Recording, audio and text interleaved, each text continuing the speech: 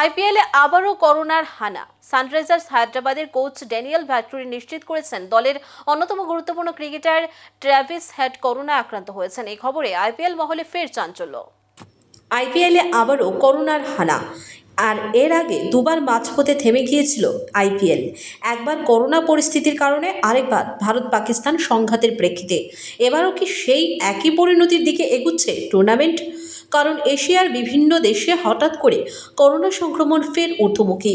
Travis head ও Pat Cummins play অফের দৌড় থেকে ছিটকে যাওয়ার পর অস্ট্রেলিয়ায় ফিরে গিয়েছিলেন। সেখান থেকেই হেডের করোনা পজিটিভ হওয়ার খবর মিলেছে। যদিও লখনৌয়ের বিরুদ্ধে শেষ ম্যাচে হেড খেলেনি, তবু তার দলের জয় এসেছে। তবে হেড দলে থাকলে সানরাইজার্স আরও আত্মবিশ্বাসী হতো, তা বলাই যায়। এই অবস্থায় প্রশ্ন উঠছে, আইপিএল কি আবারও স্থগিত হতে চলেছে?